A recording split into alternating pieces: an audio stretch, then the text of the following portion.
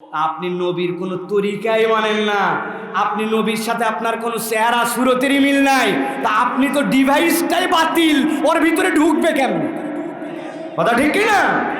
এই জন্য আমাদের আগে ডিভাইসটা আমাদেরকে ঠিক করতে হবে প্রিয় ভাইয়েরা। এই জন্য আল্লাহ রসুল সাল্লাল্লাহু আলাইহি ওয়াসাল্লাম, তার চরিত্র ছিল দয়া এবং স্নেহ, তার চরিত্রের মধ্যে ভরপুর ছিল। রাসূলুল্লাহ সাল্লাল্লাহু আলাইহি ওয়াসাল্লাম কেমন দয়াদ্র ছিলেন, একটা রাসূল সাল্লাল্লাহু আলাইহি ওয়াসাল্লামের ঘটনা শুধু আপনাদেরকে স্মরণ করায় দিয়ে রাখতে চাই। সাহাবী বলতেছেন, আমি নবীজি সাল্লাল্লাহু আলাইহি ওয়াসাল্লামের পাশে ছিলাম, সারা রাত নবীজির পাশে থাকলাম। নবীজি সারা রাত নামাজ পড়লেন, তবে অবাক হলাম, সারা রাত নবীজি একটা আয়াত কেবল পড়েছেন, দ্বিতীয় কোনো আয়াত পড়েন নাই। ফজর হওয়ার পর নবীকে বললাম, ইয়া রাসূলুল্লাহ, সারা রাত শুনলাম আপনি আয়াত তেলাওয়াত করলেন, ইন তুআযিবুহুম ফাইন্নাহুম ইবাদুক ওয়া ইন তাগফির লাহুম ফাইন্নাকা আনতাল আজিজুল হাকীম। সারা রাতে এক আয়াত দিয়ে আপনি 4-5 ঘন্টা সিজদা করলেন, 4-5 ঘন্টা নামাজ পড়লেন, জীবনে তো এরকম দেখি নাই। নবীজি সাল্লাল্লাহু কি পড়েছিলেন? আল্লাহ নবীর সাথে সাথে বললেন, ও আমার সাহাবী কাতাদা, তুমি সারা রাত তাহলে আমার এইটা দেখেছো? জানো সারা রাত আমি আল্লাহর কাছে কি কামনা করছি, কার জন্য কামনা করছি জানো নাকি? সাহাবীকে আল্লাহ নবী কেঁদে কেঁদে বলছেন, সাহাবী শোনো, আমি আল্লাহ রাব্বুল আমিনের কাছে বলেছি, ইনতু আযিবহুম ফাইন্নাহুম ইবাদুক, হে আল্লাহ আপনি যদি তাদেরকে শাস্তি দেন তবুও তারা আপনার বান্দা, আর যদি আপনি তাদেরকে মাফ করে দেন আপনাকে ধরার মতো কেউ নাই। এই আয়াত পড়ে সারা রাত আমি আমার উম্মতের জন্য কেবলমাত্র আল্লাহর কাছে একটা কামনা করেছি, আল্লাহ আপনি আমাকে একটু সুপারিশ করার, আমার উম্মতের জন্য সুযোগ দিবেন। ফজরের সময় আমার আল্লাহ রাব্বুল আমিন আমাকে জানিয়েছেন, ইন্নী সাআলতু শাফাআত লি উম্মতি ওয়া হিয়া নাইলাতুল লিমান লা ইউশরিক বিল্লাহি শাইআ। আল্লাহ আমাকে ফজরের সময় জানাইছেন, তোমার দাবি মুহাম্মদ মেনে নেওয়া হলো, তোমাকে সকল উম্মতের জন্য সুপারিশ করার অধিকার দেওয়া হলো, তবে যে কেবল শিরিক করবে না, যে কেবল মুশরিক নয়, আল্লাহর সাথে যে শিরিক করবে না, তার জন্য তোমাকে অর্ডার দিয়ে দেওয়া হলো। আল্লাহ নবী বলছেন, সারা রাত আমার জন্য, আমার পরিবারের জন্য নয়, আমার উম্মতের জন্য আমার এই দিল কাঁদে, আমার উম্মতের জন্য আমি কেবল সুপারিশের জন্য আল্লাহর কাছে পারমিশনের জন্য আবেদন জানাইছি। সুবহানাল্লাহ। কোন নবীর উম্মত? যেই নবী আপনার জন্য স্বার্থ দেখলো। আপনার ব্যাপারে, নবীজির ব্যাপারে কোরআনে বলা হচ্ছে, লাকাদ জাআকুম রাসূলুম মিন আনফুসিকুম আজিজুন আলাইহি মা আনিতুম হারিসুন আলাইকুম বিল মুমিনিনা রাউফুর রহিম। আয়াতে কারিমার ব্যাখ্যা বাড়িতে যায় পড়বেন, ওলামায়ে কেরাম ওয়াজ করবেন এই আয়াতের বেশি বেশি করে। হারিসুন আলাইকুম বিল মুমিনিন, আল্লাহ বলতে পারতেন ভিন্ন আলাইকুম বিল মুমিনিনা হারিস, কিন্তু আল্লাহ বলছেন হারিসুন আলাইকুম বিল মুমিনিনা রাউফুর রহিম। আমার নবীর পরিচয় আমি তোমাকে দিলাম, তুমি তোমার কল্যাণ চাও না? হ্যাঁ চাই। কতদূর চাই? আমার ব্যবসা যেন ভালো হয়। আল্লাহ বলছেন আমি গ্যারেন্টি দিলাম, তুমি তোমার নিজের জন্য ব্যবসা যতটুকু ভালো হও চাও, আমার নবী তোমার জন্য তার থেকে বেশি তোমার কল্যাণ চায়। তুমি চাও তুমি জাহান্নাম থেকে মুক্ত হবে, এটা তোমার কামনা না? আমি গ্যারান্টি দিলাম তুমি তোমার জন্য অতটুকু কল্যাণ চাও না যতটুকু আমার নবী চাই, তুমি জাহান্নাম থেকে মুক্ত হও। আল্লাহ গ্যারান্টি দিচ্ছেন তোমার ভালোর দিকে তোমার থেকে বেশি নবী কামনা বেশি করে। ওই নবী দয়াদ্র, আর তার উম্মত হচ্ছে অভদ্র। ঠিক না? পরিবর্তন হই আমরা, তাহলে আমরা দয়াদ্র হব, আমাদের হৃদয়ের মধ্যে দয়া ধারণ করব। আমার নবী করিম সাল্লাল্লাহু আলাইহি ওয়াসাল্লাম ফুটানির পোশাক পরেন নাই, লৌকিকতা ছিল না, কিন্তু তার মানে এইরকম নয় যে আমার নবী সাল্লাল্লাহু আলাইহি ওয়াসাল্লাম যেমন তেমন করে চলতেন, তার থেকে গুছিয়ে সুন্দর করে যা আছে তার মধ্যে সবচেয়ে সুন্দর উপস্থাপনা ছিল নবীজি সাল্লাল্লাহু আলাইহি ওয়াসাল্লামের। আপনারা জানেন নবীজি নিজ হাতে নিজের জুতা সেলাই করছেন, শুনছেন এইটা? আচ্ছা বলেন তো, ছেঁড়া জুতাতেই যদি ঘোরা যায়, জুতা আবার সেলাই করা লাগে কেন? তার মানে জুতা ছিঁড়ে যেতে পারে কিন্তু ছেঁড়া জুতাতে ঘুরবে না, জুতাটা সেলাই করতে হয়। নবীজি কাপড় সেলাই করছেন, তার মানে কি ছেঁড়া কাপড় পরে ঘুরবো আমি? ন, কাপড় ছিঁড়ে যেতে পারে, কেনার সামর্থ্য না থাকতে পারে, কিন্তু ছেঁড়া কাপড় পরে ঘুরবে না, ওইটা সুন্দর করে সামর্থ্যের মধ্যে তালি দিয়ে ঘুরবা। এর নাম ইসলাম, গুড প্রেজেন্টেশন। ঠিক না? এজন্য প্রিয় ভাইয়েরা, আমি আপনাদের কাছে সংক্ষিপ্ত কথা বলবো, দীর্ঘ কথা বলতে পারবো না। কারণ দীর্ঘ কথা বলার মতো আর সময় নেই। 11:15 বাজে। দাওয়াত দিছেন আপনারা আজকে কয় তারিখে? 4 তারিখ। আজকের ওয়াজ আজকেই শেষ। 2 দিন ব্যাপী মাহফিল। একদিন লেখছেন 4, একদিন 5। 12টার পরে আপনারা লেখছেন 5 তারিখ। অনেকে বলবে হুজুর আরবি তারিখ 4 আজকে, আন্দাজি বুঝ দিয়েন না আমারে। অতএব আর মাত্র 45 মিনিট আছে, এর মধ্যে শেষ করে দেবো ইনশাআল্লাহ। প্রিয় ভাইয়েরা, আমি আপনাদের কাছে অত্যন্ত গুরুত্বপূর্ণ একটা পয়েন্টে কথা বলবো, যে বিষয়ে আমি মনে করেছি কথা বলা দরকার। এরকম একটা বিষয় আপনার জন্য উপস্থাপন করে এসেছি। আল্লাহ রাব্বুল আলামিন যদি আমাদেরকে তৌফিক দেন, তাহলে এর উপরে আমরা যেন মাথাতে একটা সাবজেক্ট ঢুকাই নিয়ে বাড়িতে যেতে পারি। আল্লাহ যেন আমাদেরকে সেই তৌফিক দেন, বলেন আল্লাহুম্মা আমিন। আমার ওয়াজ এরকম কোনো অপশান নাই যে আপনি আসলেন, আসার পরে বলবেন আজকে ওয়াজ হয়েছে ফাটাফাটি। তো কি ফাটালো বক্তা তা বলতে পারে না, এইরকম কোনো সাবজেক্ট নাই। যা শুনবেন এইটুকু বাড়িতে নিয়ে যেতে হবে। রাজি আছেন ইনশাআল্লাহ? যাদের কষ্ট হবে, কোনো ধরে রাখার সিস্টেম নাই। ভালো লাগবে না জোর করে আপনারা থাকা লাগবে, ভালো লাগবে না আস্তে করে চলে যাবেন। একটুকু আমরা মন খারাপ করব না, কিন্তু একজন থাকলেও যা বলবো, 50,000 লোক থাকলেও তাই বলবো। ওইটুকু শেষ করে আমি যাব ইনশাআল্লাহ। আছেন তো আপনারা ইনশাআল্লাহ? আল্লাহ আমাদেরকে কবুল করুক। প্রিয় ভাইয়েরা, আমি আপনাদের কাছে ছোট্ট একটা আয়াতে কারিমা তেলাওয়াত করেছি। এই আয়াতে কারিমা আমি আমার ভাষায় বলি, যদি সাধ্য থাকতো পুরা দুনিয়ার প্রত্যেকটা ইমানদারের ঘরে ঘরে এইটার অর্থ এবং এইটার বুঝ লিখে টাঙায় দিতাম। কেননা এই আয়াতে কারিমার মধ্যে এমন পাওয়ার আছে, এমন কথা আছে, এমন বার্তা আল্লাহর পক্ষ থেকে আছে। এই আয়াতের নূর দিয়ে একজন মানুষ তার জীবনের সব সমস্যার সমাধান করে ফেলতে পারে। সুবহানাল্লাহ। আল্লাহ রাব্বুল আলামিন কোরআনের 64 নম্বর সূরা তাগাবুনের 12 নম্বর আয়াতের মধ্যে আল্লাহ রাব্বুল আলামিন বলছেন, ইমানদারদেরকে গভীর মনোযোগে খেয়াল। আল্লাহ বলছেন, মা আসাবা মিন মুসিবাতিন ইল্লা বিইذনিল্লাহ। এই দুনিয়ার মানুষ, তোমাদের সামনে নানান ধরনের সমস্যা উপনীত হয়, নানান মুসিবত তোমাদের সামনে আসে, বিপদ আসে, তোমাদের সামনে ক্রিটিক্যাল মুভমেন্ট তৈরি হয়, নানান ধরনের সমস্যায় তোমরা জর্জরিত হয়ে যাও, মিথ্যা মামলায় ফেঁসে যাও, হঠাৎ করে অর্থনৈতিক টানাপোড়ান পড়ে যায়, অসুস্থতায় নিমজ্জিত হয়ে যাও, বাচ্চাটাকে নিয়ে পেরেশানি বেড়ে যায়, নানান ধরনের দুনিয়ায় জটিলতায় পড়ো। আমার আল্লাহ বলছেন, দুনিয়ায় যত মুসিবতে তুমি পড়ো, মনে করো না এইটা আল্লাহর জ্ঞানের বাহিরে, বরং আল্লাহর জ্ঞানের ভিতর দিয়ে এটা তোমার সামনে আসে। আল্লাহ রাব্বুল আলামিন বলছেন, মা আসাবা মিন মুসিবাতিন ইল্লা বিইذনিল্লাহ ওয়া মান ইউমিন বিল্লাহি ইয়াহদি কলবাহু ওয়াল্লাহু বিকুল্লি শাইইন আলীম। আমার আল্লাহ রাব্বুল আলামিন বলছেন, এই দুনিয়ার মানুষ, যত বড় মুসিবত সব কিছু আল্লাহ রাব্বুল আলামিনের নির্দেশ ক্রমে তোমার উপরে আসে। তবে বান্দা ঘাবড়ায় যাও না, তোমার মুসিবত যত বড়ই হোক না কেন, আমি আল্লাহ তোমার জন্য একটা গ্যারান্টার হলাম। ওয়া মান ইউমিন বিল্লাহ, তুমি যদি আল্লাহর প্রতি প্রকৃতার্থে ঈমান আনতে পারো। তাবৎ পৃথিবীর মুফাসসিরিনে কেরাম বলছেন, এর ব্যাখ্যাটা কি জানো নাকি? দুনিয়ার মানুষ 2 ধরনের হয়। এক ধরনের মানুষ দুনিয়াতে তকদিরের উপর বিশ্বাস বলা হয়, ওই মানুষের প্রতি যত বড়ই বিপদ আসুক না কেন, সে তকদিরে এমন বিশ্বাস করে যে খাইরিহি ওয়া শাররিহি মিনাল্লাহ, আল্লাহর পক্ষ থেকেই ভালো হতে পারে, আল্লাহর পক্ষ থেকে অকল্যাণ হতে পারে। যত বিপদই হোক সে কখনো চূড়ান্ত অস্থির হয়ে যায় না, পেরেশানি তার মধ্যেও আসে, কিন্তু বেসামাল হয়ে যায় না, উল্টাপাল্টা কথা বলে না, এলোমেলো আচরণ করে না।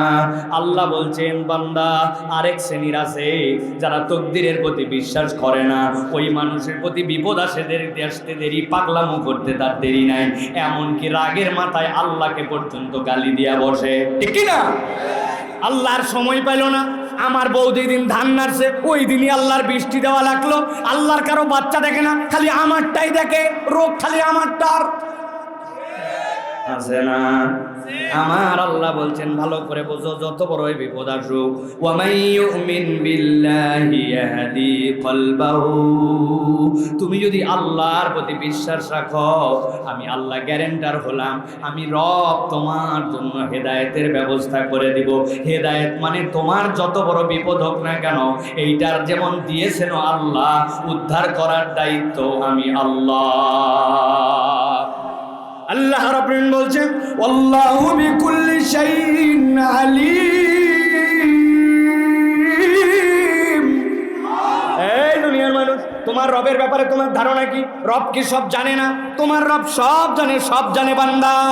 অতএব আল্লাহ রাব্বুল আলামিন বান্দাকে যেই সান্ত্বনা দিলেন, একবার চক্ষু বন্ধ করে কল্পনা করে দেখেন, আমার যত বিপদ আপদ, আমার যত বালা মুসিবত সব আল্লাহর পক্ষ থেকে আসে, আল্লাহর জ্ঞাতার্থের মধ্যে আসে।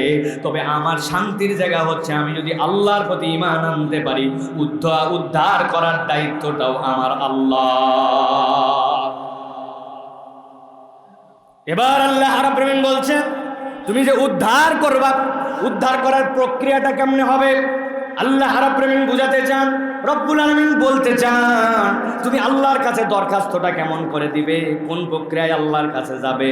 আপনি এমন একটা অফিসে চাকরি করেন, ঠান্ডা মাথায় বোঝেন, ওই অফিসে আপনার উপরে একজন ম্যানেজার আছে, আপনার উপরে একজন সুপারভাইজার আছে, আপনার উপরে একজন দায়িত্বশীল আছে, কিন্তু সুপারভাইজার বা ম্যানেজার যে সে অফিসের মালিক নয়, অফিসের একজন মালিক আছে। সুপারভাইজার আপনার কোনো একটা আচরণের কারণে, নিয়ম লঙ্ঘনের কারণে আপনাকে ধরছে, এইটা তুমি কেন করলে? ম্যানেজার ধরছে, এইটা তুমি কেন করলে? আইনগুলা বানাইছে মালিক, যিনি অফিসের কর্মকর্তা, ওই কর্মকর্তার সাথে আপনার যোগাযোগ আছে। আইন যেহেতু উনি বানাইছেন, নিয়ম যেহেতু তার, লঙ্ঘন করলে ক্রাইটেরিয়ার মধ্যে ম্যানেজার আপনাকে ধরবে, তত্ত্বাবধায়ক আপনাকে ধরবে, তবে তার সাথে আপনার একটা যোগাযোগ আছে।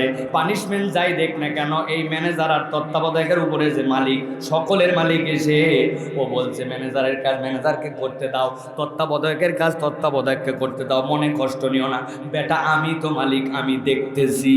এই কথা যদি কোনো অফিসের বস মালিক আপনাকে বলে, মুখ ফুটায় উচ্চারণ করে বলেন তো, তাহলে কি আপনার কোনো টেনশন আছে? যারা বললেন না বুঝেন নাই, টেনশন আছে। আমার আল্লাহ রাব্বুল আলামিন বলছেন এখন আল্লাহর কাছে তুমি পৌঁছাবে কেমনে, তোমার এই বার্তাটা আল্লাহর কাছে বুঝাবে কেমনে? রব্বুল আমিন তরিকা বলে দিচ্ছেন, মালিক পর্যন্ত পৌঁছানোর তরিকা আল্লাহ বলছেন ওয়াতিউল্লাহ ওয়াতিউর রাসূল ফাইন তাওয়াল্লাইতুম ফাইন্নামা আলা রাসূলিনাল বালাগুল মুবিন। আমার আল্লাহ বলছেন বান্দা আমি রব্বুল আমিন তোকে ক্ষমা করে দিব, তোর বিপদ থেকে উদ্ধার করব। বান্দা তোর দুশ্চিন্তা থাকবে না, আমি রব্বুল আমিন তোর দুশ্চিন্তা দূর করে দিব। এমনকি রব্বুল আমিন বলতেছেন ওই জাহান্নাম থেকেও তোর মুক্তির ব্যবস্থা হয়ে যাবে। সুবহানাল্লাহ। ওয়াতিউল্লাহ ওয়াতিউর রাসূল, আল্লাহ বললেন তরিকা বলে দিলাম, আল্লাহকে অনুসরণ কর আর মুহাম্মাদুর রাসূলুল্লাহর তরিকা গ্রহণ করে ফেল। সুবহানাল্লাহ। যেই বান্দা আল্লাহকে মানবে আর আল্লাহকে মানার ক্ষেত্রে নবীজি সাল্লাল্লাহু আলাইহি সাল্লামের অনুসরণ করবে, আল্লাহ বলতেছেন এতে করে আল্লাহর কোনো লাভ নাই। চিন্তা করছে গোলাম রব্বানি অনেকক্ষণ ওয়াজ করছেন, নামাজ ঠিক মতো পড়েন, নামাজ উল্টাপাল্টা করেন না, নামাজ পড়লে আল্লাহর বিশাল লাভ, কেননা আল্লাহর দলে লোক বাড়ানো দরকার। কথা বুঝে বলেন, মানে এলাকার এমপি সাহেবের যেরকম ফেভারে রাখা দরকার, আল্লাহর ওরকম বান্দাদের ফেভারে রাখা দরকার, আল্লাহর ক্ষমতাটা একটু পাকাপোক্ত করা দরকার। নাউজুবিল্লাহ বলেন।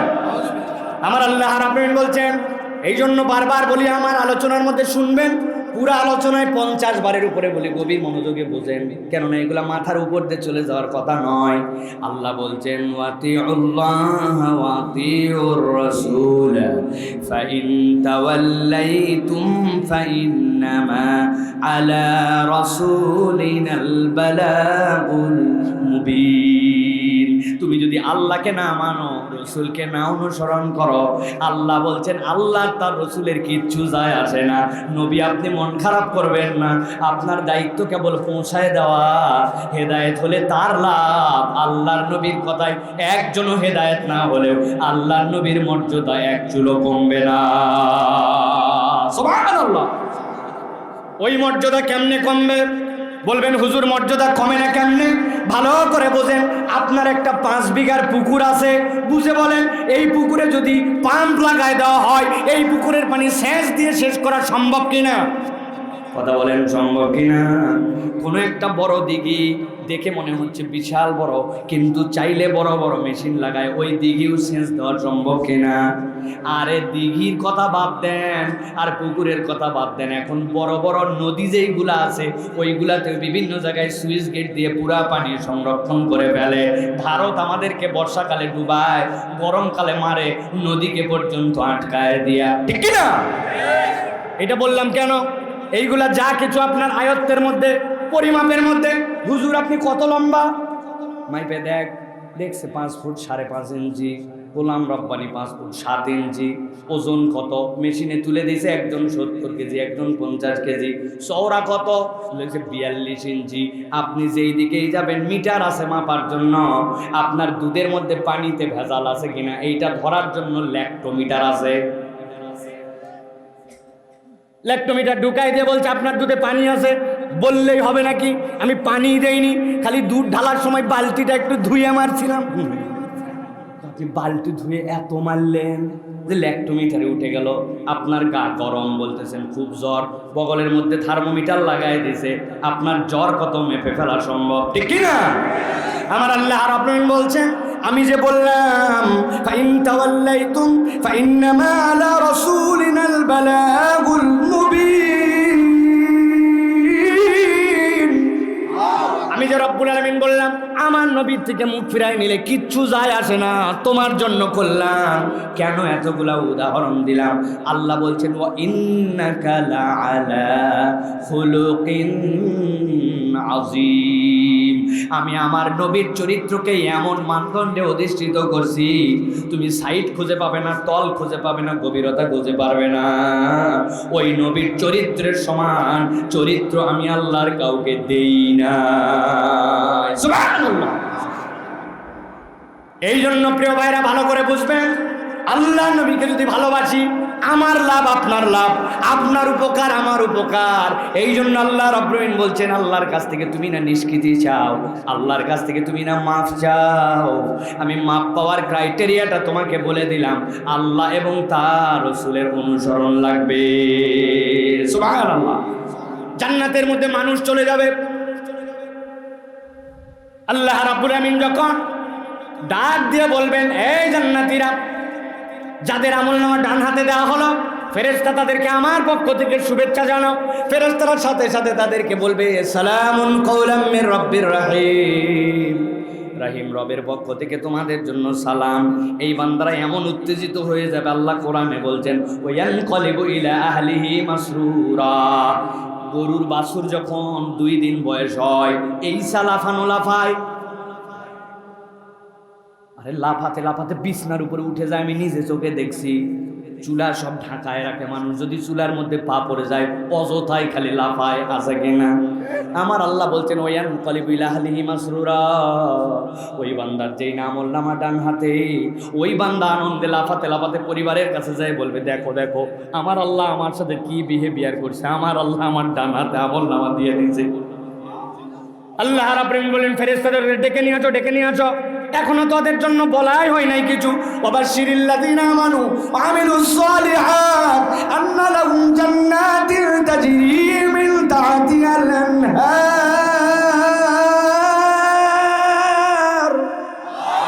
এই জান্নাতের ঘোষণা দিয়ে দাও। জান্নাতের ঘোষণা পাওয়ার পরে বান্দারা জান্নাতের দিকে রওনা হয়েছে, জান্নাতের ভিতরে ঢুকে গেছে।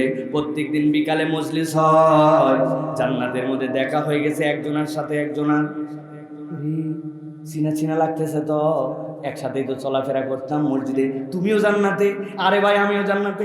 কোলাকুলি করছে 2 জন করে, বলছে ভাই তোমার জান্নাতে একদিন একটু আমি বেড়াতে যেতে চাই। জান্নাতে তোমার বাড়িটা কোথায়, আমাকে একটু লোকেশনটা বলো।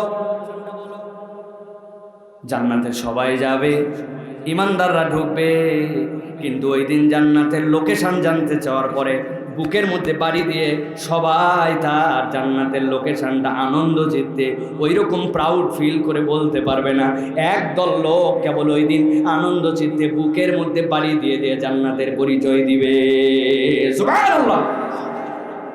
দুনিয়ার বুকে ওই নেচার আছে মানুষের। আপনারে জিজ্ঞাসা করে আপনার বাড়ি কোথায়, অনেক সময় ফুটানি করে মানুষ উত্তর দেয়।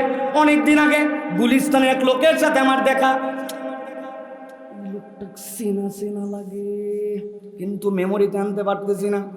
জিজ্ঞাসা করলাম, চাচা আপনার বাড়ি কোথায়? দেখি যেই জিজ্ঞাসা করছি মুরব্বীর পিক আপ বেড়ে গেছে। বলতেছে সাবেক রাষ্ট্রপতি ওর বাড়ি ঢুকবে আর আমার বাড়িতে না পা দিয়ে। মানে বুঝলাম না। আমি বললাম আপনার বাড়ি কোথায়? উনি বলে সাবেক রাষ্ট্রপতি তার বাড়িতে ঢুকবে আর আমার বাড়িতে পা না দিয়ে ঢুকবে। বললাম চাচা ঘটনা কি? আমার বাড়ি কিশোরগঞ্জ। গরমে আলাদা। আরেকদিন আরিচা ঘাটের মধ্যে গাড়ির থেকে গ্লাস নামাইছি, এক মুরব্বী দেখি পাশে দিয়ে যাচ্ছে আর আমার দিকে খালি তাকায়। আমি চিন্তা করলাম এই চাচাকেও মনে আগে কোথায় দেখছি। জিজ্ঞাসা করলাম, চাচা আপনার বাড়ি কোথায়? বলতে সাবেক স্বরাষ্ট্রমন্ত্রী তার বাড়িতে ঢুকবে আর আমার বাড়ির আঙ্গিনা না পড়ায় যাবে। স্বাভাবিক কথা জিজ্ঞাসা, এত পিক আপ। বললাম কি ব্যাপার? বলছে সিরাজগঞ্জ, সাবেক স্বরাষ্ট্রমন্ত্রীর বাড়ি। আমি বললাম চাচা আপনি এইখানে কি করেন? কয় আমি এই জায়গায় ভ্যান চালাই। আরেকদিন ফেরি পার হয়েছি, ঝিনাইদহ যাওয়ার পর থেকে এক লোক খালি পাশ দিয়ে ঘুরঘুর করে, চায় না কিন্তু ঘুরঘুর করে। ভাব চক্কর থেকে এমনি জিজ্ঞাসা করে, বাড়ি কোন জায়গায় আপনার? বলতেছে আমার বাড়ি হচ্ছে নদীর ওই পারে, ফরিদপুরের পাশের জেলা, নাম বললাম না। বুঝছেন তো আপনি? বাপরে গরম। আমি বললাম আপনি এখানে কি করেন? ভিক্ষা করি। বুঝানোর জন্য বলতেছি, বাড়ি রাষ্ট্রপতির বাড়ির দ্বারে, স্বরাষ্ট্রমন্ত্রীর বাড়ির দ্বারে, প্রধানমন্ত্রীর বাড়ির দ্বারে যে ব্যক্তিগত জীবনে যাই করুক কিন্তু ফুটানি করে নিজের পরিচয় দেয়। আমরাও পরিচয় দেই। জামিল মাদ্রাসার পাশে আমার বাড়ি, অমুক বড় মসজিদের পাশে আমার বাড়ি। মানুষ মাত্র এই টেন্ডেন্সি আছে কি নাই? জান্নাতের মধ্যে ঢুকে গেছে। তোমার বাড়ি কোথায় ভাই? লোকেশন কোথায় তোমার জান্নাতের? আল্লাহ নবী বলছেন ওই দিন একদল বড় গর্ব করে নিজের বাড়ির পরিচয় দিবে। নবীজি বলছেন মান হাব্বা সুন্নতি ফাকাদ হাব্বানি ওয়া মান হাব্বানি কানা মাই ফিল জান্নাহ। নবী বলছেন জান্নাতে জিজ্ঞাসা করবে তোমার বাড়ি কোথায় জান্নাতে? আমার নবী বলছেন যে আমার সুন্নাতকে ভালোবাসলো। হাজার মহব্বত ছিল, হাজার ধরনের স্মার্টনেসের সংজ্ঞা ছিল, হাজার ধরনের সমাজের ব্যারিয়ার ছিল, কিচ্ছু দেখে নাই। যে আমার সুন্নাতকে ভালোবাসলো সে যেন স্বয়ং নবীকে ভালোবাসলো। আর আল্লাহ নবী বলছেন যে আমাকে ভালোবাসলো ওই ব্যক্তি জান্নাতে যাওয়ার পরে পরিচয় দিবে জান্নাতে তোমার কোথায় বাড়ি। ও বলবে কত বড় জান্নাত, কোথায় আর লোকেশন বলবো। তবে জেনে রাখো যেমন তেমন জায়গায় আমি জান্নাতে থাকি না। আমার নবী মুহাম্মদ সাল্লাল্লাহু আলাইহি ওয়াসাল্লামের জান্নাতে যেখানে বাড়ি, আমার আল্লাহ তার পাশে আমার জায়গা দিয়েছে। আমার আল্লাহ রাব্বুল আলামিন এই জন্য বলছেন ওয়া আতিউল্লাহ ওয়া আতিউর রাসূল ফাইন তাওয়াল্লাইতুম ফাইন্নামা আলা রাসূলিনাল বালাগুল মুবিন।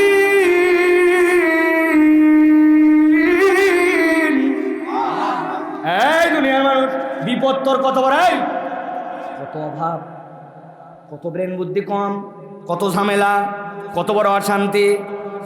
কেয়ার করিস না। আমি রব যেরকম এইগুলা তোর উপরে চাপাই, আমি রব এইটা উদ্ধার করতে পারি। সূত্র বলে দিলাম, আল্লাহ এবং তার রসুলের কথা মতো চলো।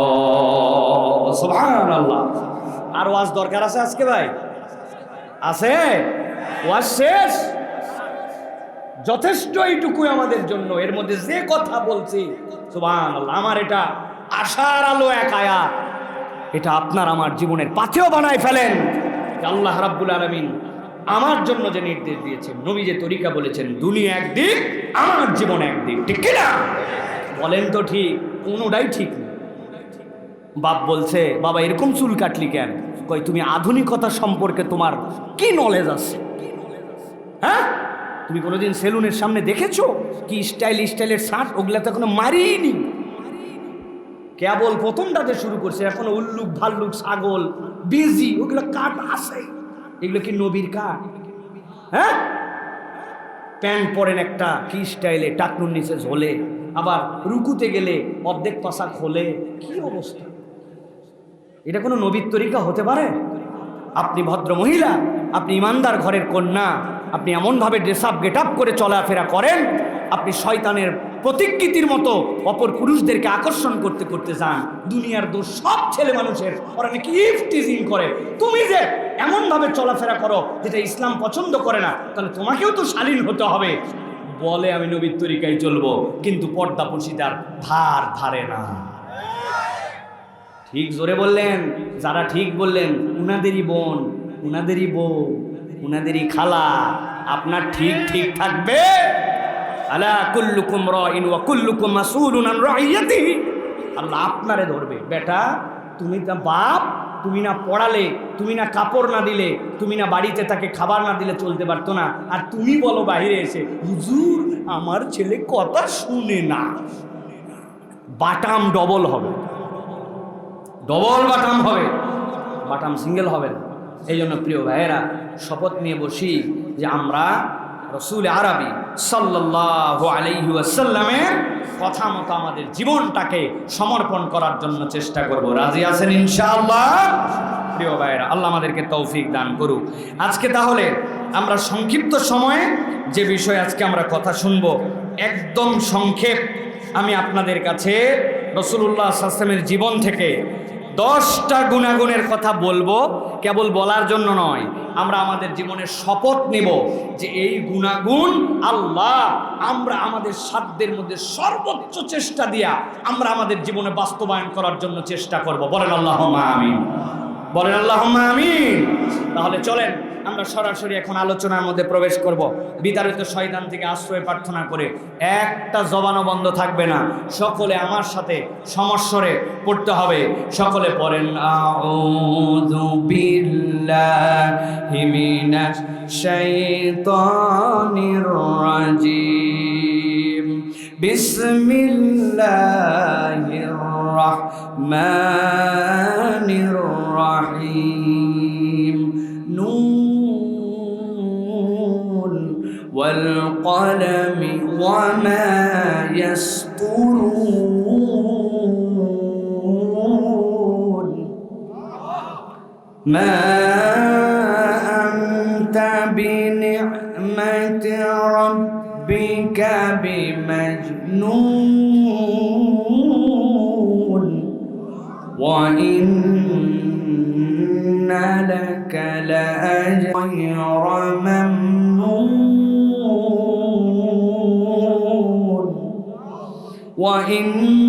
وإنك لعلى خلق عظيم।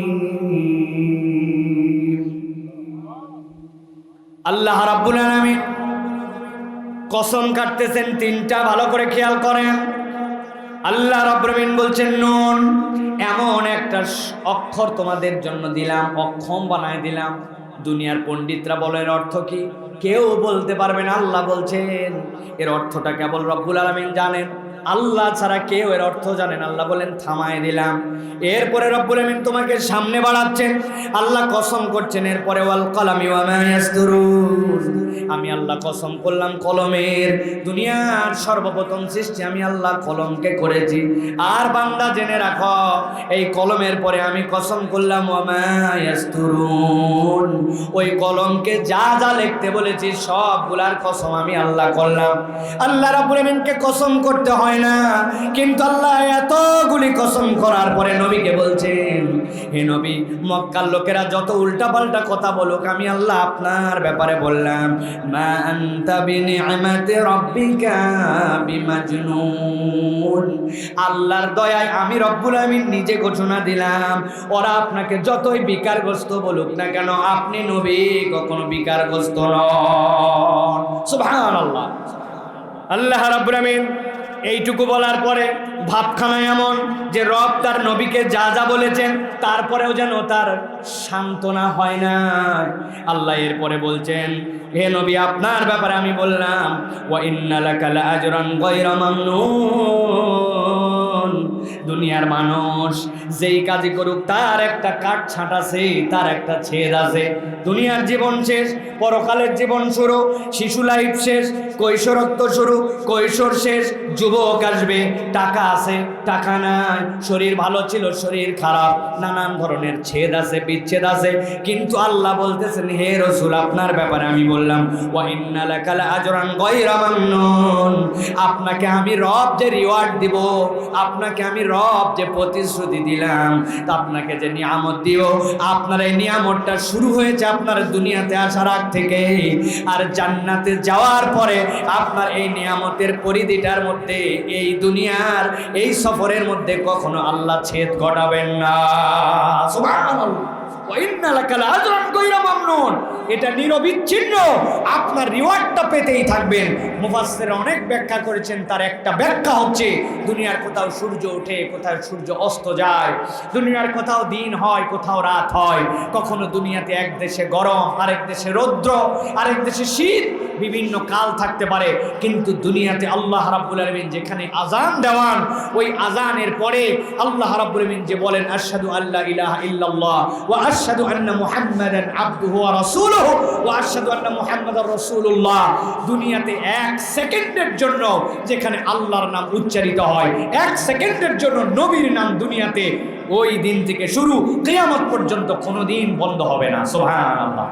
এখন আমাদের এখানে শনিবার, শুক্রবার দিবাগত রাত, আর আমেরিকায় এখন মানুষজন জুমার নামাজের জন্য মসজিদে ঢুকেছে। আমি এখানে শোয়ার প্রস্তুতি নিচ্ছি, ওখানে মানুষ জোহর পড়ে। দুনিয়াতে সব সময় নবীর নাম নিরবিচ্ছিন্ন আল্লাহ রাখবেন। আল্লাহ এরপরে বলছেন, সর্বশেষ আপনাকে বললাম ওয়া ইন্নাকা লাআলা খুলুকিন আযীম, আপনাকে মহান এক চরিত্রের উপর অধিষ্ঠিত করা হয়েছে, যেটার তল খুঁজে কখনো কেউ পাবে না। সুবহানাল্লাহ। প্রিয় ভাইয়েরা, এই যে আমরা শুনে থাকি ওয়া ইন্নাকা লাআলা খুলুকিন আযীম, নবীর চরিত্র মহান। মুফাসসিরিনে কেরাম খুলুকে আযীম, কোন চরিত্রের কারণে নবীকে এই মহান চরিত্রের সার্টিফিকেট দেওয়া হলো, তার একটা তালিকা দিয়েছেন। আপনাদের কাছে আমি বলতে চাই, 60টি গুণ নবী করিম সাল্লাল্লাহু আলাইহি ওয়াসাল্লামের ভাবে অনন্যভাবে থাকার কারণে নবীকে মহান চরিত্রের প্রতিষ্ঠিত বলা হয়। 1 নম্বর, রাসূলুল্লাহ সাল্লাল্লাহু আলাইহি ওয়াসাল্লাম কোরআন যাকে কঠোর করেছে, নবীও সেই বিধানে কঠোর। কোরআন যাতে সন্তুষ্ট, আল্লাহ নবীও সেই বিধানে সন্তুষ্ট। 3 নম্বর, স্বভাবজাতভাবে এই নবীজি শালীন। 4 নম্বর, হাট বাজারে হয় হট্টগোল নবীজের চরিত্র মুহাম্মদ সাল্লাল্লাহু আলাইহি ওয়াসাল্লামের চরিত্রের মধ্যে ছিল না। 5 নম্বর, অনিষ্টের বদলা নবী করিম সাল্লাল্লাহু আলাইহি ওয়াসাল্লাম খারাপকে কখনো, আমরা যে বলি কাঁটা দিয়ে কাঁটা তোলা, এটা নবীওয়ালা চরিত্র নবীর মধ্যে ছিল না। 6 নম্বর, অন্তরের দিক থেকে নবী করিম সাল্লাল্লাহু আলাইহি ওয়াসাল্লাম মানুষকে মাফ করে দিতেন। আমরা অনেক সময় মুখে মুখে মানুষকে মাফ করি, কিন্তু ভিতরে ভিতরে পুষে রাখি। নবীর ভিতর বাহির একরকম ছিল। 7 নম্বর, যেই ক্ষমা আল্লাহর নবী করতেন, ওই মানুষের সাথে ক্ষমা সুলভ আচরণটাও তার আচরণে প্রকাশ পেত। শুনতে সহজ, কিন্তু এত সহজ নয়। আপনাকে অথবা আপনার আত্মীয় স্বজনকে অথবা আপনার বাপকে কথার কথা কেউ একটা থাপ্পড় দিছে, আপনার বাপও মাফ করছে, কিন্তু আপনিও মাফ করছেন, কিন্তু কোনোদিন বলা যায় না, মনে হয় এটা যতই মাফ করি কিন্তু থাপ্পড় তো তুই বাপরে দিছিলি। আমার আচরণে কিছু না কিছু তার প্রকাশ থাকে, ঠিক না? কিন্তু নবীজি সাল্লাল্লাহু আলাইহি ওয়াসাল্লাম প্রকাশ্য এবং ক্ষমা সুন্দর আচরণ এটা ধরে রাখতে পারতেন। এই জন্য বলা হয় নবী করিম সাল্লাল্লাহু আলাইহি ওয়াসাল্লাম হচ্ছেন মহান চরিত্রের উপর অধিষ্ঠিত। আজকে আমরা নবী চরিত্রের দিকের কোনো শেষ নাই, কিন্তু আমার এখানে অনেক ছোট ছোট কিশোর বাচ্চা দেখতে পাই, ইয়াংরাই বেশি বসে আছেন। আমরা আজকে ইন্নাকা লাআলা খুলুকিন আযীমের উপরে 10টা চরিত্র 20 মিনিট আলোচনা করব। থাকা যাবে ইনশাআল্লাহ? চরিত্র বলবো কয়টা? হয় না, জোরে বলতে হবে কয়টা? 2 হাত তোলা লাগবে, হাত রেডি করেন। এই হাতে 5 আর এই হাতে 5, একসাথে হাত তুলে বলতে হবে 10টা। পারবেন ইনশাআল্লাহ? রেডি সবাই? তাহলে আমরা আজকে নবী করিম সাল্লাল্লাহু আলাইহি ওয়াসাল্লামের চরিত্রের কয়টা দিকের কথা শুনবো? হাত নামান আরেকবার। অনেকে হাত তোলে না। এই কিয়া হে হে তাড়াতাড়ি এই ছোট মানুষ চিন্তা করছে না, বয়স কত, 5 বছরও হয় নাই, কি সুন্দর করে কথা শুনতেছে, সুবহানাল্লাহ।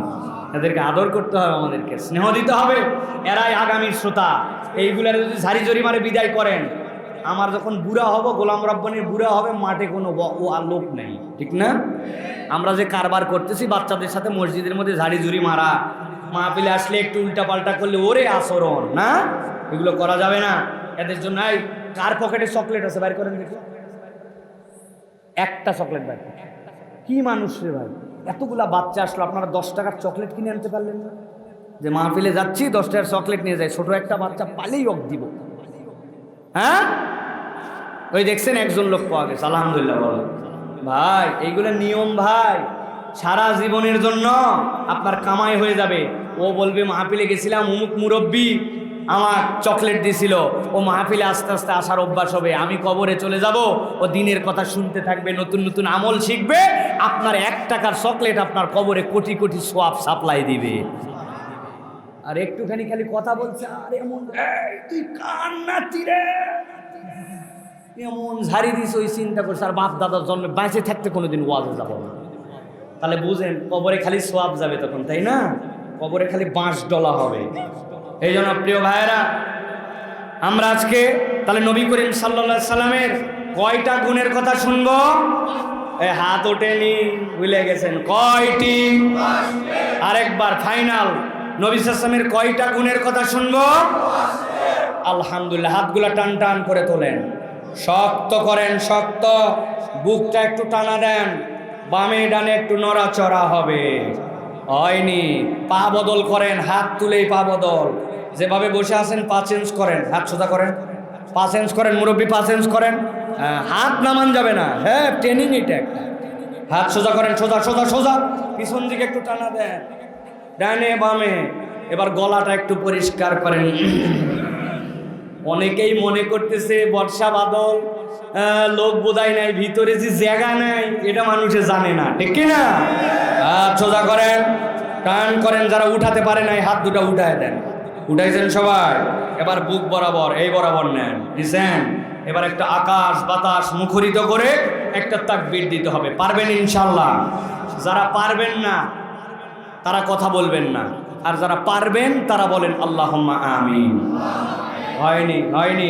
দেখেন তো, যারা পারবেন না তারা কথা বলবেন না, আর যারা পারবেন তারা বলেন আল্লাহুম্মা আমিন।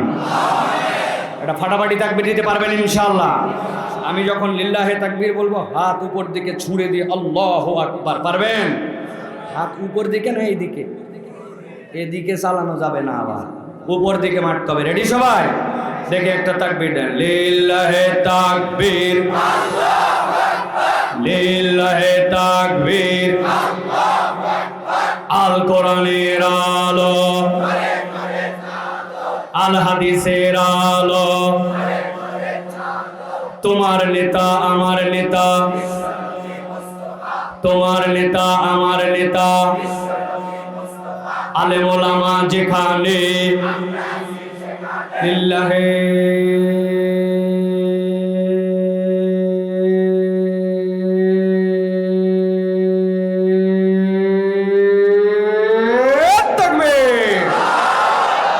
আলহামদুলিল্লাহ। হাত নামান। শয়তান আছে আর এলাকা সারা। কারো কারো মনে একটু উসখুস দিছিল যে আর ভালো লাগতেছে, এখন শয়তানি নাই, ঠিক না? তাহলে আমরা 10টা গুণ, নবীজির গুণ আমাদের জীবনে যেন আল্লাহ রাব্বুল আলামিন হাসিল করার তৌফিক দেন, বলেন আল্লাহুম্মা আমিন। প্রিয় ভাইয়েরা, 1 নবী সাল্লাল্লাহু আলাইহি সাল্লাম ক্ষমা এবং সহিষ্ণুতা, ক্ষমা এবং সহিষ্ণুতায় পুরা পৃথিবীর আদর্শ। সুবহানাল্লাহ। আল্লাহ রাব্বুল আলামিন কোরআনের 3 নম্বর সূরা, সূরা আলে ইমরান 159 নম্বর আয়াতের মধ্যে বলছেন, ফাবিমা রাহমাতিম মিনাল্লাহি লিনতা লাহুম ওয়ালাউ কুনতা ফাযযান গালিযাল কলবি লানফাদ্দু মিন হাওলিক ও আমার হাবিব, আপনার দইলটা, আপনার অন্তরটা বড় কোমল আল্লাহ বানায় দিয়েছিলেন। আপনার কোমল অন্তরের কারণে, আপনার দিল ভর্তি মায়া থাকার কারণে মানুষ আপনার পাশে ভিড় করত। আপনি যদি কঠোর চরিত্রের হয়ে যেতেন, আপনি দেখতেন কোনো মানুষ আপনার পাশে নাই। অতএব মানুষ যদি কেউ আদর্শ মানুষ হতে চায়, তাহলে ওই মানুষের চরিত্রের মধ্যে সহিষ্ণুতা থাকতে হবে, ওই মানুষের চরিত্রের মধ্যে কমলতা থাকতে হবে, ঠিক না? আমরা আজকের দিনে ফুটানি করে বলি রাগ দেখাচ্ছি না, কিন্তু আমার যে কি রাগ তোর ধারণা আছে, চিন্তা করছে রাগ আমার আছে, এটা জানানো একটা ফুটানি আছে না? আরে মানুষের কথা কি বলবেন? আমি সাইফুল্লাহ তো ঠিক হতে পারি নাই, আমার 3 মেয়ে বাড়ির মধ্যে মাঝে মাঝে এক আইটেম নিয়ে 3 জন মিলে গন্ডগোল লাগাই দিয়েছে। এ মারামারি না সে মারামারি, এ নিবে তাই নিবে, এইটা দেখে তো আমার মাথায় খারাপ। ওদের রাগারাগি থামানো দরকার আছে কি না? এখন ওদের রাগারাগি দেখে আমি বলতে চাই এগুলো গন্ডগোল বন্ধ করো, বন্ধ করো বললাম। বারবার বলতেছি গন্ডগোল করতে হয় না, রাগ করতে হয় না। আমার কিন্তু মেজাজ খারাপ হয়ে যাচ্ছে, আমার নিজের রাগের কন্ট্রোল নাই। আমি নিজেই বলতেছি মেজাজ খারাপ হচ্ছে, আর ওর রাগ থামাচ্ছি। আছে না ভাই? ভালো করে আত্মবিশ্লেষণ করেন, নিজে নিজে চিন্তা করেন।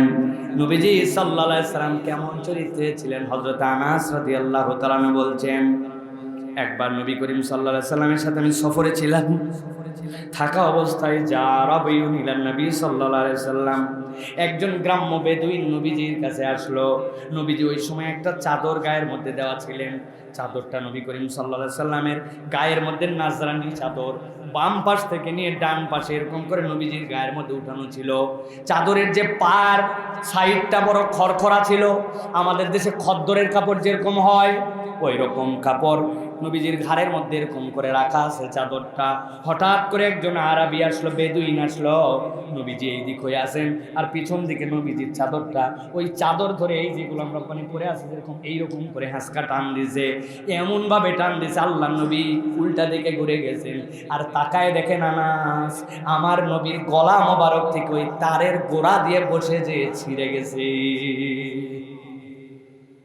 কষ্টে আনাস বলছেন হৃদয়টা ফেটে গেল। কিন্তু নবী করিম সাল্লাল্লাহু আলাইহি ওয়াসাল্লাম ওই লোকের দিকে ঘুরে গেছেন, ঘাড় ছিঁড়ে গেছে, বেয়াদবি করছে। কিন্তু নবীজির দিকে ঘোরার পরে বলছে, নবী মুহাম্মদ, তোমার কাছে যে টাকা পয়সা আছে, আমি বড় অভাবে আছি, সেখান থেকে আমাকে কিছু দাও। নবীজির সাথে এরকম বেয়াদবি করার পরেও তার দিকে ঘুরে নবীজি হেসে দিয়েছেন। হেসে দেওয়ার পরে বলছেন, ওই ভাই আমার কাছে কিছু চায়, তোমরা তার একটু সহযোগিতা করে দাও। সুবহানাল্লাহ। এই চরিত্র আমরা পারবো না, রাগ আমাদের হবে, কিন্তু নবীজি তার সর্বোচ্চ লেভেল দেখায় গেছেন। তাহলে আমাকে কেউ কিছু বললেই আমি যে তেলে বেগুনে জ্বলে উঠি, একটু কথা বলা মাত্র আমি রিয়াকশন করে ফেলি, এইটা উম্মতে মুহাম্মাদের বৈশিষ্ট্য হবে না, বরং উম্মতে মুহাম্মাদের বৈশিষ্ট্য হবে সহিষ্ণু চরিত্রের হবে, মানুষকে ক্ষমা করার অভ্যাস থাকতে হবে।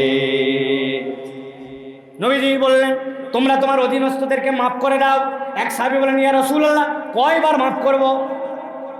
এবার ওই তাবী বলতেছেন, সাহাবী যখন বলছেন তুমি এত ভুল করো আর খালি আমার কাছে মাপ চাও, কয়বার মাফ করব?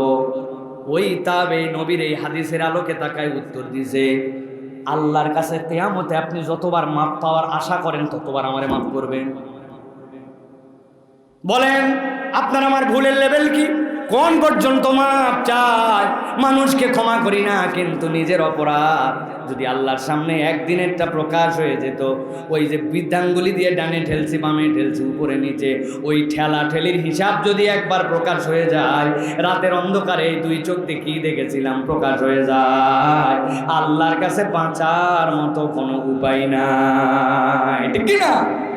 এই জন্য প্রিয় ভাইয়েরা, 1 নম্বর চরিত্র তাহলে আমাদের, আমরা মানুষকে ক্ষমা করব, সহিষ্ণু চরিত্রের মধ্যে যাব। নবীজির 2 নম্বর গুণাগুণ ছিল, আল্লাহ নবীর থেকে বড় লজ্জাশীল এবং হায়াওয়ালা মানুষ দুনিয়ায় ছিলেন না। সুবহানাল্লাহ। আর আমাদের থেকে বড় বেহায়া এই দুনিয়ায় বর্তমানে আর কেউ নাই, ঠিক কি না? লজ্জাশীল হন, লজ্জা আমাদের মধ্যে থেকে উঠে গেছে। আমি ছোটবেলায় যখন ছিলাম অনেক মুরব্বীকে দেখেছি, মুরব্বীর সামনে যখন যুবকেরা আসছে সিগারেট ধরায়া, হঠাৎ করে মুরব্বীর সামনে পড়ে গেছে। বাঁচার জন্য সে কি চেষ্টা, কেমনে বাঁচবে, কেমনে ওভারলুক করবে, কেমনে তাকে অ্যাভয়েড করে যাবে। এই ছিল আগেও মানুষ বিড়ি সিগারেট খাইছে, কিন্তু আদব একটা ছিল। আর এখন ইয়াংদের চলাফেরা এমন, মুরব্বীর মুখের উপরে পারলে বিড়ির ধোঁয়া মারে, কোনো লজ্জা শরম বলে আর কিচ্ছু নাই, ঠিক কি না? এত বেয়াদব আমাদের বাচ্চা কাচ্চা হয়ে যাচ্ছে। অতএব বেয়াদব কখনো নবীর উম্মত হতে পারে না। আপনার বাচ্চার ব্যাপারে খেয়াল রাখবেন, ছোট থেকে যেন লজ্জাশীল হয়ে ওঠে। বাচ্চাকে ল্যাংটা করে গোসল দিবেন না, হাফ প্যান্ট পরতে দিবেন না, খালি গা করায় সকলের সামনে নিয়ে যাবেন না। তার হায়াটা যেন নিচের থেকে ওঠে। নবীজির বয়স ছোট, বাইতুল্লাহ নির্মাণ হচ্ছে, সবাই পাথর মাথায় করে নিয়ে যায়। সবাই পাথর নেওয়ার সময় নিচের লুঙ্গি খুলে খুলে বিড়া বানাইছে, বানায় বানায় বাচ্চারা ঢোয়ায়। নবীর চাচারা বলছে, আরে মুহাম্মদ মাথাটা শেষ করে ফেলবি তো বাপ, পাথর নিয়ে নিয়ে তো মাথায় তোর দাগ হয়ে যাবে, লুঙ্গি খুলে মাথার মধ্যে নিয়ে যা। একবার দুইবার পাঁচবার বলার পরে নবী শুনে নাই। ওই সময় এক চাচা তার লুঙ্গিটা কেবল টান দিছে, দিয়া বলছে ওই মাথার মধ্যে বিড়া বানাই দেই, লুঙ্গি টান দিতে দেরি, আল্লাহর নবী অজ্ঞান হয়ে পড়ে যেতে দেরি নাই। আমার নবী ছোট থেকে এমন লজ্জাশীল বান্দা ছিলেন, সুবহানাল্লাহ। এই জন্য বাচ্চাদেরকে লজ্জার পাঠ দিতে হবে, ছোট থেকে লজ্জাশীল করে তুলতে হবে। মেয়েদের অবস্থা কি বললাম না, আগে একটা মেয়ে তার বুকের কাপড় যদিও পর্দা না করতো, বোরখা না পড়তো, তার ওড়নার ধরন ছিল কি, চলাফেরার ধরন ছিল কি, 3 পিস হতে হতে 2 পিস, 2 পিস হতে হতে এখন 1 পিস, কোন দিন জানি আল্লাহ মাফ করুক নাম হয়ে যাবে 9 পিস। রাগ করলেন আপনারা? অতএব প্রিয় ভাইরা, নবীজি সাল্লাল্লাহু আলাইহি ওয়াসাল্লামের মতো আমাদের মানুষকেও লজ্জাশীল হতে হবে। যার মধ্যে লজ্জা আছে তার মধ্যে দুনিয়ার সব গুনাহগুণ নেওয়ার সুযোগ আছে। একটা উদাহরণ দেই। ছোটবেলায় আমরা ক্রিকেট খেলা দেখছি, হঠাৎ করে টিভির মধ্যে একটা বিজ্ঞাপন আসছে। বিজ্ঞাপনের কথা বললাম না, ছোট বাচ্চা কাচ্চা আছে এই জায়গায়। ওই বিজ্ঞাপন দেখে আমার চাচা বড় ভাইয়েরা আছে লজ্জায় তখন মিশাই, অন্যদিকে মনোযোগ, অন্য কথা বলতেছি, টিভির দিকে উনিও দেখতেছে আমি দেখতেছি, একসাথে ওই দৃশ্য দেখা যাচ্ছে না। এরকম আপনার আমার জীবনেও হয়েছে কি না? কিন্তু এখন বাপ মা, ছেলে, ছেলের বউ, মেয়ে, নাতি সবাই মিলে এমন দৃশ্য দেখতেছে যেইটা আজ থেকে 10-15 বছর আগে কল্পনাও করা যেত না। বুঝে থাকলে বলেন তো আমি কি বানায়া বলতেছি কথা। 2 নম্বরটা হলে লজ্জাশীল হওয়ার চেষ্টা করতে হবে, বাচ্চাদেরকে লজ্জার গুণ দিতে হবে। 3 নম্বর, দয়া এবং স্নেহ আপনার মধ্যে ইনস্টল করে নিতে হবে, ভরায় নিতে হবে। নবীর পরিচয়, ওয়া মা আরসালনাকা ইল্লা রাহমাতাল লিল আলামিন। আল্লাহ বলছেন নবী আপনাকে রহমত করে দুনিয়ার জন্য প্রেরণ করা হয়েছে। যার মধ্যে স্নেহ নাই তার মধ্যে কিচ্ছু নাই। এখন কথা হচ্ছে স্নেহ নেওয়ার মতো আমার তো মন মানসিকতাই নাই, ঠিক কি না? ইনস্টলটা করবেন কোথায়? আমি উঠছি আরিচা ঘাট দিয়ে পার হয়ে ঝিনাইদহ মাহফিলে যাব, আসরের ওয়াক্ত যায় উঠছি, উঠার পরে উপরে কোনো রকম মোবাইল বের করে দিক ঠিক করে 2 রাকাত নামাজ পড়ে ফেলছি। নামাজ পড়ার পর দেখি এক মুরব্বী শুরুর থেকে আমাকে ফলো করে, তাকায় আসে, খালি তাকায় আসে। নামাজ শেষ হওয়ার পরে বলছে, বাবাজি আসসালামু আলাইকুম। ওয়ালাইকুম আসসালাম। বলছে, বাবা একটা কথা বলবো, বলা যাবে? বলে বলেন। বলে আপনি নামাজে আসলেন, সুজা কিবলার দিক করে নামাজ পড়লেন, কিন্তু বুঝলাম না। বললাম কি বুঝলেন না? বলে আমি আসার পরে বাবা কেবলার দিক ঠিক করতে পারি না। একজনকে বললাম কোন দিক, ওই বলে এই দিক। আরেকজন বলছে না না আরেকটু দিক, আরেকজন বলছে না না, দুটার মধ্যে সোজা, কি মুসিবত। কিন্তু আপনি আসলেন আর ঠিক করলেন, নামাজ পড়লেন, কেমনে কি রে ভাই? আমি বললাম চাচা আমি কি ভুল দিক পড়ছি? বলে না না ঠিকই পড়ছেন, আমার যে দিক দেখাইছিল এদিকেই। বলে আমার মোবাইল একটা কম্পাস আছে, ওই কম্পাসটা উত্তর দক্ষিণ শো করে, আর উত্তর দক্ষিণের বিপরীত দিক পূর্ব পশ্চিম, ডব্লিউ যেদিকে থাকে ওটা কেবলা বুঝি, ওই দিকে নামাজ পড়ছি। বলছে মাশাআল্লাহ, আমার মোবাইলে কি এটা একটু উঠাই দেওয়া যাবে? আমি বললাম জি চাচা, এই তো সোয়াব কামানোর সুযোগ, উঠাই দেবো, ওই লোক খালি দেখে নামাজ পড়বে আর আমি খালি সোয়াব পাবো। বললাম দেন মোবাইল, এক্ষুনি উঠাই দিচ্ছি।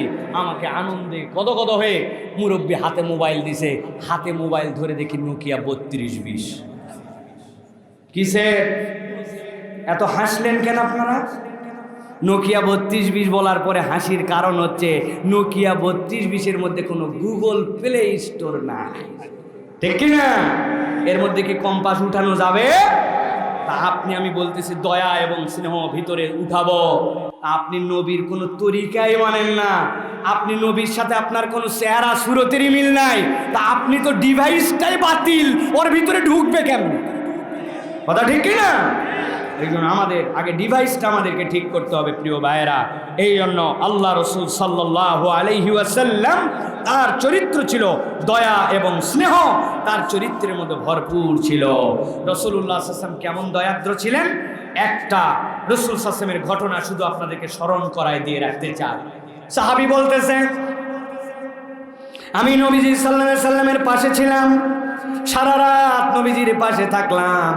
নবীজি সারা রাত নামাজ পড়লেন, তবে অবাক হলাম, সারা রাত নবীজি একটা আয়াত কেবল পড়েছেন, দ্বিতীয় কোনো আয়াত পড়েন নাই। ফজর হওয়ার পর নবীকে বললাম, ইয়া রাসূলুল্লাহ, সারা রাত শুনলাম আপনি আয়াত তেলাওয়াত করলেন, ইন তুআযিবুহুম ফাইন্নাহুম ইবাদুক ওয়া ইন তাগফির লাহুম ফাইন্নাকা আনতাল আজিজুল হাকীম। সারা রাতে এক আয়াত দিয়ে আপনি 4-5 ঘন্টা সিজদা করলেন, 4-5 ঘন্টা নামাজ পড়লেন, জীবনে তো এরকম দেখি নাই। নবী সাল্লাল্লাহু কি পড়েছিলেন? আল্লাহ নবী সাথে সাথে বললেন, ও আমার সাহাবী কাতাদা, তুমি সারা রাত তাহলে আমার এইটা দেখেছো? জানো সারা রাত আমি আল্লাহর কাছে কি কামনা করছি, কার জন্য কামনা করছি জানো নাকি? সাহাবীকে আল্লাহ নবী কেঁদে কেঁদে বলছেন, সাহাবী শোনো, আমি আল্লাহ রাব্বুল আমিনের কাছে বলেছি, ইনতু আযিবহুম ফাইন্নাহুম ইবাদুক, হে আল্লাহ আপনি যদি তাদেরকে শাস্তি দেন তবুও তারা আপনার বান্দা, আর যদি আপনি তাদেরকে মাফ করে দেন আপনাকে ধরার মতো কেউ নাই। এই আয়াত পড়ে সারা রাত আমি আমার উম্মতের জন্য কেবলমাত্র আল্লাহর কাছে একটা কামনা করেছি, আল্লাহ আপনি আমাকে একটু সুপারিশ করার, আমার উম্মতের জন্য সুযোগ দিবেন। ফজরের সময় আমার আল্লাহ রাব্বুল আমিন আমাকে জানিয়েছেন, ইন্নী সাআলতু শাফাআতা লি উম্মতি ওয়া হিয়া নাইলাতুল লিমান লা ইউশরিক বিল্লাহি শাইআ। আল্লাহ আমাকে ফজরের সময় জানাইছেন, তোমার দাবি মুহাম্মদ মেনে নেওয়া হলো, তোমাকে সকল উম্মতের জন্য সুপারিশ করার অধিকার দেওয়া হলো, তবে যে কেবল শিরিক করবে না, যে কেবল মুশরিক নয়, আল্লাহর সাথে যে শিরিক করবে না, তার জন্য তোমাকে অর্ডার দিয়ে দেওয়া হলো। আল্লাহ নবী বলছেন, সারা রাত আমার জন্য, আমার পরিবারের জন্য নয়, আমার উম্মতের জন্য আমার এই দিল কাঁদে, আমার উম্মতের জন্য আমি কেবল সুপারিশের জন্য আল্লাহর কাছে পারমিশনের জন্য আবেদন জানাইছি। সুবহানাল্লাহ। কোন নবীর উম্মত? যেই নবী আপনার জন্য স্বার্থ দেখলো। আপনার ব্যাপারে, নবীজির ব্যাপারে কোরআনে বলা হচ্ছে, লাকাদ জাআকুম রাসূলুম মিন আনফুসিকুম আজিজুন আলাইহি মা আনিতুম হারিসুন আলাইকুম বিল মুমিনিনা রাউফুর রহিম। আয়াতে কারিমার ব্যাখ্যা বাড়িতে যায় পড়বেন, ওলামায়ে কেরাম ওয়াজ করবেন এই আয়াতের বেশি বেশি করে। হারিসুন আলাইকুম বিল মুমিনিন, আল্লাহ বলতে পারতেন ভিন্নভাবে আলাইকুম বিল মুমিনিনা হারিস, কিন্তু আল্লাহ বলছেন হারিসুন আলাইকুম বিল মুমিনিনা রাউফুর রহিম। আমার নবীর পরিচয় আমি তোমাকে দিলাম, তুমি তোমার কল্যাণ চাও না? হ্যাঁ চাই। কতদূর চাই? আমার ব্যবসা যেন ভালো হয়। আল্লাহ বলছেন আমি গ্যারেন্টি দিলাম, তুমি তোমার নিজের জন্য ব্যবসা যতটুকু ভালো হও চাও, আমার নবী তোমার জন্য তার থেকে বেশি তোমার কল্যাণ চায়। তুমি চাও তুমি জাহান্নাম থেকে মুক্ত হবে, এটা তোমার কামনা না? আমি গ্যারান্টি দিলাম তুমি তোমার জন্য অতটুকু কল্যাণ চাও না যতটুকু আমার নবী চাই তুমি জাহান্নাম থেকে মুক্ত হও। আল্লাহ গ্যারান্টি দিচ্ছেন তোমার ভালোর দিকে তোমার থেকে বেশি নবী কামনা বেশি করে। ওই নবী দয়াদ্র আর তার উম্মত হচ্ছে অভদ্র। ঠিক না? পরিবর্তন হই আমরা, তাহলে আমরা দয়াদ্র হব, আমাদের হৃদয়ের মধ্যে দয়া ধারণ করব। 4 নম্বরে বন্ধুত্ব এবং প্রতিশ্রুতি রক্ষা। নবীজি সাল্লাল্লাহু আলাইহি ওয়াসাল্লাম বন্ধুত্ব রক্ষা করতেন, প্রতিশ্রুতি রক্ষা করতেন। হযরত আয়েশা সিদ্দিকা রাদিয়াল্লাহু তাআলা বলছেন, নবীজি মদিনায় আসলেন, আসার পরে ছাগল জবাই দিয়েছেন। নবী বললেন 3 ভাগ করো, মনে করছেন কুরবানি না, এমনি জবাই করছেন। করার পরে নবীজি বললেন, খাদিজা রাদিয়াল্লাহু তাআলা আনহার যেই বান্ধবীরা মদিনায় আসছে 1 ভাগ ওই বান্ধবীদের কাছে পৌঁছায় দাও। আয়েশা বলতেছেন, কবে মারা গেছেন খাদিজা, তার বান্ধবীদের কাছে পৌঁছানো লাগবে, এই বুড়ি মহিলার মধ্যে আপনি কি পাইছেন ইয়া রাসূলুল্লাহ? বলতেছেন আমি খাদিজার ব্যাপারে যাই ঈর্ষা করে অন্য কারো ব্যাপারে নয়। এই কথা বলতে দেরি উল্টা নবীজির আরো গদগদ কথা, ইন্নাহা কানাত ওয়া কানাত ওয়া কানা লিহি ওয়া কানা লি মিনহা ওয়ালাদ। নবী বলছেন খাদিজা এমন ছিল এমন ছিল এমন ছিল, আর আমার যাবতীয় সন্তানগুলা খাদিজার পেট থেকে এসেছে। কবে মক্কায় তার স্ত্রী চলে গেছেন, মদিনায় আসার পরেও খাদিজার বান্ধবীদের সাথে নবীজি তখনও বন্ধুত্ব রক্ষা করেছে। সুবহানাল্লাহ। অতএব বন্ধুত্ব রক্ষা করা, প্রতিশ্রুতি রক্ষা করা, কথা দিয়ে কথা রাখা, এইটা হচ্ছে চরিত্র। আর বাংলাদেশের মানুষের চরিত্র হচ্ছে কথাটা দেয় কথা না রাখার জন্য, ঠিক কিনা? ইনশাআল্লাহ দিবনি, তার মানে বুঝবেন ও জীবনেও দিবে না। টার্গেটই হচ্ছে এইটা, মিথ্যা প্রতিশ্রুতি দেয়, মিথ্যা কথা বলে। এটা কোনো ইমানদারের চরিত্র উম্মতে মুহাম্মাদের হবে না। ভালো করে বোঝেন, পয়েন্টটা মনে রাখেন। ইনস্টল করবেন ভিতরে আপনি নবীওয়ালা চরিত্র, আপনি ডিভাইসই রেডি করেন নাই, কেমনে আপনি ইনস্টল করবেন, কেমনে আল্লাহর ক্ষমা পাবেন? এই জন্য প্রতিশ্রুতি দিলে ভঙ্গ করা যাবে। আহারে কি প্রতিশ্রুতি দেয়, টাকা দিয়ে টাকা দেওয়ার খবর নাই। আবার একজন আইসে পাওনাদার বাড়িতে, আসে বলছে আব্দুল গফুর ভাই বাড়িতে আছেন? সত্যি বাড়িতে আসে, কিন্তু বাঁচবে কেমনে, উপায় নাই দেখে বেটাক বলছে যাইয়ে বল আব্বা বাড়িতে নাই। বেকু বাবার যাইয়ে বলছে আব্বা বললো আব্বা বাড়িতে নাই। কেইসা মুসিবত। এরকম কোনো ভুয়া প্রতিশ্রুতি দেওয়া যাবে? ভাই কথাগুলো একটু হৃদয়ের মধ্যে নেন। আমরা শপথ নেই নিজেদের মধ্যে যে আমরা আর ভুয়া প্রতিশ্রুতি দিব না, কথার কথা আমরা বলবো না। এই যে বাংলাদেশ ব্যাংকের থেকে কোটি কোটি টাকা লোপাট হয়ে গেল, হাজার হাজার কোটি টাকা, ওরা জানতো না মনে করছেন? ওরা জানেই যাকে আমি ঋণ দিচ্ছি এই টাকাটা ব্যাক করবে না। ওরা মানি গেম খেলছে, মানি গেম। ইসলামী ব্যাংকের থেকে তুলছে 200 কোটি, তুলে আল আরাফায় 200 কোটি শোধ দিয়ে ওখান থেকে তুলছে 500 কোটি, ওখান থেকে 500 কোটি তুলে চলে গেছে SIBL-এ, যে যা টাকা ছিল সব তুলে 500 কোটি জমা দিয়েছে। দেখছে বাবা টাকা তো দিল ভালোই, কিন্তু উদাও করে ফেললো। এই মানি গেম খেলে খেলে এই দেশটাকে হাওয়া করে দিছে। আমাদের বলার কিছু ছিল না, এখন তাও সাহস আছে জন্য এই কথা বলতেছি। 2 মাস 1 মাস 29 দিন আগে এই কথা বললে ঠিক কিনা? তাহলে প্রতিশ্রুতি রাখবো আমরা 5 নম্বরে, বিনয় এবং নম্রতা প্রকাশে নবীজি সাল্লাল্লাহু আলাইহি ওয়াসাল্লাম আদর্শ ছিলেন। আল্লাহ বলছেন ওয়াকফিদ জানাহাকা লিমানিত্তাবাআকা মিনাল মুমিনিন। একটা মুরগির বাচ্চা যখন ঝড় ওঠে, বাদল ওঠে, কাক দেখে, চিল দেখে, যেমনি কোলের মধ্যে বাচ্চা নিয়ে নেয়, নবীকে আল্লাহ বলছেন নবী আপনি তো এইরকম আপনার পালক বিছায় রাখছেন, আপনার পর দিয়ে রাখছেন, আপনার হাতগুলা প্রসারিত করে রেখেছেন মুমিনদের জন্য। অতএব যেই মুমিন বিপদে আপদে অপর মুমিনকে আগলায় রাখে, এইটা নবীওয়ালা চরিত্র। সুবহানাল্লাহ। নবীজি কেমন বিনয়ী ছিলেন। তিনি গাধার পিঠে উঠতেন, গরিব এতিমদের সাথে চলাফেরা করতেন, জানাজায় যেতেন, অসুস্থদের খবর নিতেন, এতিমদের প্রয়োজন পূরণ করতেন, তালি দেয়া কাপড় পরতেন, আগে সালাম দিতেন, নিজের জুতাও নিজে সেলাই করেছেন, অন্যের প্রয়োজনে সাড়া দিতেন, নিজে হাতে ছাগলের দুধ দোয়াইছেন। এখন যদি দেখেন বিরাট বড় বক্তা ছাগলের দুধ দোয়ায়, আপনি যাই বলবেন হাই রে হাই, বক্তার ইজ্জত রাখলো না। ছাগলের দুধ দোয়া, এটা আবার কোনো বক্তা হলো? নবীজি ছাগলের দুধ দোয়াইছে, সিরা কাপড় পরছে, তার মানে কি? তার মধ্যে চলাফেরার মধ্যে নম্রতা ছিল। এই নম্র চলাফেরা সব সময় খালি ফিটফাট না, মাঝে মাঝে ভাঁজ ছাড়া কাপড় পরলেও লজ্জা লাগে না, মাঝে মাঝে একটু এলোমেলো কাপড় পরে গেলেও আমাকে অন্যরকম লাগে না। এইটাতে আপনার নিজের ইমান টেস্ট করে নেবেন যে সব সময় অত পোসপাস কেবল এইরকম লোক দেখানো নয়, লৌকিকতা মুক্ত পরিচ্ছন্ন চরিত্র নবীজির। সুবহানাল্লাহ।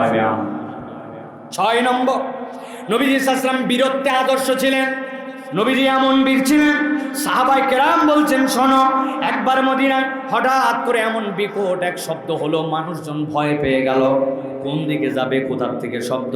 আমরা যে দেখলাম আমাদের পৌঁছানোর আগে নবীজি ঘুরে আসছেন, আসার পরে বলতেছেন টেনশন করো না, ভয় পেও না, ভয় পেও না, আমি খবর নিয়ে আসছি, কোনো বিপজ্জনক কিছু নাই। লোকজন তাকায় দেখে নবীজি সাল্লাল্লাহু আলাইহি ওয়াসাল্লাম যে ঘোড়ার পিঠে করে গেছেন, ওই ঘোড়াটা চলে না, মরা মরা সাইজ। নবীজি তাহলে এইটা নিয়ে কেমনে গেলেন? সাহাবায়ে কেরাম একটু লজ্জা পাইছে, না হারে আমাদের ঘোড়াটা এত ভাবচক্রওয়ালা আর নবীর ঘোড়াটা ঘোড়াটা এত দুর্বল, সাহাবীরা মনে যেন কষ্ট না পায়। নবীজি সাল্লাল্লাহু আলাইহি ওয়াসাল্লাম সাথে সাথে বলছেন, বলো কি যেই ঘোড়ার পেটে আমি উঠেছি এইটা বাতাসের গতিতে আমাকে নিয়ে গেছে। সুবহানাল্লাহ। মুহাদ্দিসিনে কেরাম বলছেন এটা নবীজি সাল্লাল্লাহু আলাইহি ওয়াসাল্লামের মুজিজা ছিল। নবীজি যেইটাতে হাত দিতেন সেইটা এরকম সোনা হয়ে যেত। এই জন্য নবী করিম সাল্লাল্লাহু আলাইহি ওয়াসাল্লাম বীরত্বের দিকেও আগানো ছিলেন। নবী করিম সাল্লাল্লাহু আলাইহি ওয়াসাল্লামের থেকে সাহসী মানুষ দুনিয়ায় কেউ ছিল না। অতএব ইমানদার বিনয়ী হবে মানে একবারে দুনিয়ার বুকে কাঠ হয়ে চলবে, কেবল লোকে খালি তারে থাপ্পড় দিয়ে যাবে, উনি খালি গাল পাতায় দিবে, এইটাও চরিত্র নয়। বরং সত্যের জন্য আমি মরতে রাজি, আবার মারতেও রাজি, এই চেতনাটা হৃদয়ে রাখতে হবে, ঠিক না? নবীজি সাল্লাল্লাহু আলাইহি সাল্লাম 7 নম্বরে নবীজি সাল্লাল্লাহু আলাইহি সাল্লামের চরিত্র ছিল দানশীলতা এবং মহানুভবতা। নবীজি সাল্লাল্লাহু আলাইহি সাল্লামের থেকে বড় দানবীর দুনিয়ার বুকে কেউ আসে নাই। নবীজি সাল্লাল্লাহু আলাইহি সাল্লাম এমনভাবে দান করতেন, কেউ কিছু চাইলে নবীজি এমনভাবে দিতেন। এক লোক এসে বলল, ইয়া রাসূলুল্লাহ আমাকে কিছু দেন, ছাগল লাগবে। নবীজি বললেন, ওই পাহাড় আর এই পাহাড়, এর মধ্যে যত ছাগল আছে সব তোমার। ওই লোক চিন্তা করছে দেখি ইয়ার কি মারলো নাকি। নবীজি বললেন, যাও সামনের ছাগলটা নিয়ে যাইতে শুরু করে। ছাগলের পাল সামনে ধরছেন, পিছনে সবগুলা নিয়ে যে বলছে, আর তোমরা পিছায় থেকো না। লোকের কাছে কয়টা ছাগল চাইছি, পুরা পাল দিয়ে দিছে। যেই লোকের দিল এত বড়, আমরা তার প্রতি ঈমান না রেখে পারবো না। পুষ্টি শুদ্ধা সবাই এসে নবীর হাতে ঈমান এনে ফেলছে। এক মহিলা আসছে, ইয়া রাসূলুল্লাহ আমার বাড়ির থেকে এই যে ছোট্ট ছাগল জবাই দিয়েছিলাম, 2 টুকরা গোশত আর একটু আপনার জন্য এর মধ্যে পছন্দ করেন লাউ মিশাই নিয়ে আসছি। নবীজির মুখটা চকচকা হয়ে গেছে। কি নিয়ে আইছে? 2 টুকরা গোশত আর লাউ। বলেন কি? আপনারা যদি 2 টুকরা গোশত আর লাউ দেয়, আপনি বলবেন শালা জীবনে ক্লিপন দেখছি কিন্তু জীবনে এরকম হাড় কিপটা দেখি না। দিবি না তো আবার দিলে ওইটা দেওয়ার কি দরকার ছিল? সমালোচনা করার গোষ্ঠী উদ্ধার কথা বলেন। নবীজি খুশি। নবীজি যখন বাটি ফেরত দিচ্ছেন, নবীজি বললাম, দাও তো ওই মেয়েকে একটু কিছু দিয়ে দাও। নবীজির কাছে যতগুলা সোনা দানা গয়না ছিল সবগুলা তুলে বাটির মধ্যে দিয়ে বলছেন, তুমি যে আমাকে দিছো এটা তোমার জন্য গিফট। ওই মহিলা কাঁপতে লাগছে, কিভাবে সম্ভব? আল্লাহ নবী দেখায় দিছেন সবচেয়ে কম জিনিসের বিনিময়েও কাউকে কত দূর পর্যন্ত হাদিয়া দেওয়া যায়। এই জন্য নবীজি বলছেন, তাহাব্বু, তোমরা হাদিয়া দাও, তোমাদের ভালোবাসা আল্লাহ বাড়ায় দিবে। আল্লাহ বাড়াই দিবেন আপনাকে। স্ত্রী বুড়ি হয়ে গেছে, তাই কি অবাক করে দিবেন একদিন। সুন্দর একটা লাল টকটকা শাড়ি, 5টা গোলাপ বউয়ের জন্য নিয়ে চলে আসছেন। বউ বলবে, বুড়া বয়সে কি ভীমরতি, আমি লাল শাড়ি পরবো। এখন বলছে, কেন তুমি লাল শাড়ি পরবো না কেন? তুমি কি বুড়ি হয়ে গেছো নাকি? তুমি আমার কাছে চির যৌবনা। নবী সাল্লাল্লাহু আলাইহি সাল্লাম এই প্র্যাকটিস করতে বলছেন। আপনি দেন তো আজাগায় সব, নেতারে পাম মারেন, উমুকরে পাম মারেন, হুজুর আসলে বড় বড় ফুলের তোড়া দেন, জীবনে বউয়ের জন্য একটা ফুল নিয়ে যাবেন, এটা কি না? ভালো বাড়ির জন্য একটা টুপি কিনছেন, কত কি কিনলেন, বাপ রে বাপ, বাজার গোটাই বগুড়া শহর তুলে ফেলছে। কিন্তু আপনার স্বামীর টুপিটা 1 বছর হয়ে গেছে, চুপচুপ করে একটা সুন্দর টুপি কিনছেন, একটা পায়ের জন্য সুন্দর জুতা কিনছেন। বলছে, তুমি সবসময় একই জায়নামাজে পড়তে, নামাজ দেখছি সেই জায়নামাজে একটাই, বলেন নাই পছন্দ করে একটা সুন্দর জায়নামাজ কিনে এনে বলছেন, আজকের থেকে নতুন জায়নামাজটাই তুমি নামাজ পড়বে। স্বামীটা কি খুশি হবে, তার টাকাই হয়তো করছেন। এইগুলোর কোনো কালচার আমাদের মধ্যে নাই, খালি ফাসাদ আর গন্ডগোল, ঠিক না? এটা নবীওয়ালা চরিত্র, মহানুভবতা। ও চাইছে নবীজি জীবনে তাকে কিছু না দিয়ে বিদায় করেন নাই। আপনি সেই কালচার করেন, কিচ্ছু না থাকলে সুন্দর কথা দিয়ে বলবেন, ফকির একটা চাইছে, কিছু নাই, সত্যিই তো নাই, কি দিব? বলছে, ভাই রে কিছু দিতে পারলাম না, কিন্তু দোয়া করি আমার কাছে চেয়ে তুই ব্যর্থ হয়েছিস, কিন্তু এমন এক জায়গার থেকে আল্লাহ মিলাই দেখ তুই ব্যর্থ হবি না, যা দোয়া করলাম। ওই ফকির আপনার কাছে 100 টাকা পাওয়ার থেকে এইটা আল্লাহর কাছে বেশি দান হিসাবে কবুল হয়ে যাবে। সুবহানাল্লাহ। আল কালিমাতু তাইয়্যিবাতু সাদাকা, এই উত্তম দান, এটা নবীজির চরিত্র ছিল এইটা। অথবা আমাদেরকে এই গুণে গুণান্বিত হতে হবে। 8 নম্বর, আল্লাহ ভীতিতে নবী করিম সাল্লাল্লাহু আলাইহি ওয়াসাল্লাম দুনিয়ার বুকে সেরা আদর্শ ছিলেন। আরে সাহাবীরা বলতেছেন, আপনারা মুরব্বীরা চিনবেন, জাতা চিনেন? জাতা ওই যে আগে যার মধ্যে গম দিয়া আমাদের উত্তরবঙ্গের মানুষরা, আম্মাকে দেখতাম সুন্দর করে আমাদের জন্য ওই যে ছাতু বানাতো। অল্প একটু গম, অল্প একটু ভাজা বুট, এর মধ্যে বাদাম, তার মধ্যে চাল ভাজা, 5-7টা জিনিস দিয়ে আমার মা এত সুন্দর করে ছাতু বানাতো। অনেক বড় আমরা ভাই বোন পরিবার, নাস্তা এখনকার মতো এত অ্যাভেলেবেল না। বিকালবেলা দুধ দিয়ে গুড় দিয়ে একটু মাখায়, অল্প একটু খালি পেট ভার ছিল না। ওই যে জাঁতা ডলা সাহাবী বলতেছেন যে নবী করিম সাল্লাল্লাহু আলাইহি ওয়াসাল্লাম আল্লাহর ভয়ে এমনভাবে কাঁদতেন, মনে হতো বুকের ভিতর থেকে জাঁতা ঘোরানোর শব্দ হচ্ছে। সুবহানাল্লাহ। ওই নবীর আগে পরে কোনো গুনাহ নাই, আমলনামা মুক্ত। ওই নবী আল্লাহর ভয়ে কাঁদে, আর আমি বান্দা জীবনে চোখ দিয়ে এক ফোঁটা পানি পড়ে না, কোনোদিন আল্লাহর জন্য হাতই তুলি না, দোয়াই ভুলে গেছি। আমি আল্লাহর কাছে জীবনে 10 মিনিট হাত তুলে চাইছি। ওই হুজুর কয় কি 10 মিনিট বলবো কি, আমার দোয়া তো মুখস্থ, রব্বানা আতিনা ফিদ দুনিয়া হাসানাহ, শেষ। আল্লাহ কিছুই দিল না, আমার বিপদই কাটলো না। কোনো দিন বলেনি আল্লাহ আমার মাজার গোড়াতে একটা চুলকানি আছে, খালি চুলকায়, আল্লাহ তুই আমাকে ভালো করে দিস, অথবা যে ওষুধ লাগালে ভালো হবে আল্লাহ ওই ওষুধের ব্যবস্থাটা আমাকে করে। আল্লাহ স্ত্রীর সাথে কেমন জানি মাঝে মাঝে ঠোকাঠুকি লাগে, আল্লাহ একটু আল্লাহ আমার বাচ্চাটা কথা শুনছে, আল্লাহ আমার পড়োশিটা শুনলাম বিপদে আছে, আল্লাহ আর একটু জমি, আল্লাহ জমি লাগাইছে, আল্লাহ এর মধ্যে আগাছা দমনের জন্য পোকার ওষুধ দিছে, আল্লাহ ওষুধ যেন ঠিক মতো কাজ করে, আল্লাহ তুই আমার। চিন্তা করছেন এগুলাও দোয়া করা লাগে? নবীজি সাল্লাল্লাহু আলাইহি ওয়াসাল্লাম জুতা ছিঁড়ে গেলে ফিতা, ওইটাও আল্লাহর কাছে আগে নিবেদন করতে বলছে। আর বাঙালি জীবনে 10 মিনিট হাত তুলে দোয়াই করেন, কেমনে আল্লাহর কাছ থেকে পাবো তাহলে? এই জন্য আল্লাহ ভীতি। আরেকটা হাদিসের কথা বলি, হযরত আবু বকর বলছেন ইয়া রাসূলুল্লাহ হঠাৎ করে আপনাকে বৃদ্ধ বৃদ্ধ লাগতেছে, আপনি তো চির যৌবনা। নবীজি বলছেন আবু বকর সূরা হুদ, মুরসালাত, ওয়াকিয়া, ইযা শামসু কুওয়িরাত আর আম্মা ইয়াতাসালুন, এই 5টা সূরা আসার পরে, এই 5টা সূরা পড়ে পড়ে এর ভিতরের আল্লাহর দেওয়া বর্ণনা শুনে আমি ভিতরে অস্থির হয়ে আমি বুড়া হয়ে গেলাম। আবু বকর সুবহানাল্লাহ। নবীজি ইযা শামসু কুওয়িরাত করে চিন্তা করে, আবাসা ওয়া তাল্লা পড়ে চিন্তা করেছেন, নবীজি সূরা হুদ, মুরসালাত পড়ে চিন্তা করছে, আর তার উম্মত কোরআন শরীফই পড়ে না। হাত তুলালাম না, এই সপ্তাহে প্রত্যেক দিন 10 মিনিট হলো কোরআন শরীফ কে পড়ছেন? হাফেজ সাহেব সারা আর ইমাম সাহেব সারা হয়তো লোকই খুঁজে পাওয়া যাবে। আমি বক্তার তো টাইমই নাই, সারা রাত নসিহত করি, ফজরের পর ঘুমাই, এরপরে উঠি, আমার কোথায় কোরআন শরীফ পড়ার সময়? এত সহজ না। নসিহত মানুষের হৃদয়ে ঢুকে যাওয়া এত সহজ না। এটা দিল টু দিলের কথা। নিজের আমল না থাকলে মানুষের মধ্যে আমলের রিফ্লেক্ট পাওয়া যায় না।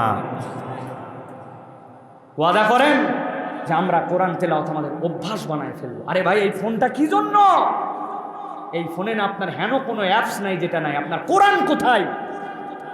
তাফসির কোথায়? অ্যাভেলেবেল। আপনি গুগল প্লে স্টোরে যান, অ্যাভেলেবেল কোরআন, অ্যাভেলেবেল অনুবাদ। একটা নামান, নামায় নির্ধারণ করেন দুনিয়া একদিক, কিয়ামত না হলে আমি একদিক, 10 মিনিট আমি কোরআন তেলাওয়াত এভরিডে করব।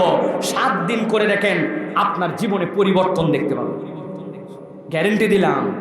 আমার কথা নয়, কদ জাআত মিনাল্লাহ, আল্লাহর পক্ষ থেকে এটা এসেছে।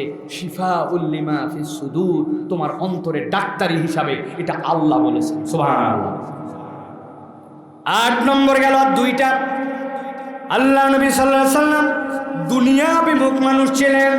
নবীওয়ালা চরিত্র হচ্ছে আপনি যদি দুনিয়ার প্রতি আকৃষ্ট হয়ে যান, দুনিয়া পালায় বেড়াবে। আর যদি আপনি আখিরাতের প্রতি আকৃষ্ট হয়ে যান, দুনিয়া আপনার পায়ের কাছে এসে গড়াগড়ি দিবে। হযরত ওমর ফারুক রাদিয়াল্লাহু তাআলা আসরের নামাজের ওয়াক্ত হয়ে গেছে, মসজিদে নববীর দিকে যাবেন। মসজিদে নববীতে ঢোকার আগে আল্লাহ নবী সাল্লাল্লাহু আলাইহি সাল্লাম হুজরা মুবারকের বাহিরে গরমের সময় শুয়ে আছেন। হযরতে নবীজি সাল্লাল্লাহু আলাইহি সাল্লাম কাঁধ ফিরে গেছেন। কাঁধ ফেরা মাত্র হযরতে ওমর ফারুকের নজরটা আল্লাহ নবী সাল্লাল্লাহু আলাইহি সাল্লামের গা মোবারকের দিকে গেছে। যাওয়ার পরে দেখে তিনি ডুকরায় ডুকরায় কাঁদতে লেগেছেন। ওমর রাদিয়াল্লাহু তাআলা শক্ত হৃদয়ের মানুষ, যেই না কাঁদতেছেন, কাঁদতে কাঁদতে আল্লাহ নবী সাল্লাল্লাহু আলাইহি ওয়াসাল্লামের সামনে এসেছেন। আসার পরে নবীজি বলছেন, ওমর ফারুক তুমি কাঁদো কেন? কিসে তোমাকে কাঁদাই? হযরত ওমর বলছেন, ইয়া রাসূলুল্লাহ,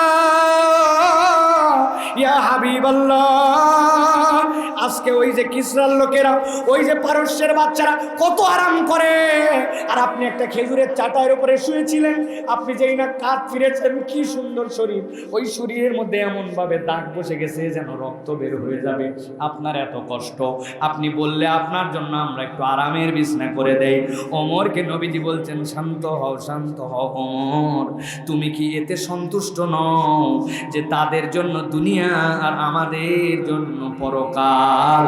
দুনিয়ায় তো আমরা একটা মুসাফির অবস্থায় এসেছি, গাছতলায় যেরকম একটু রেস্ট নিলাম, আবার সামনে পথ চলতে শুরু করব।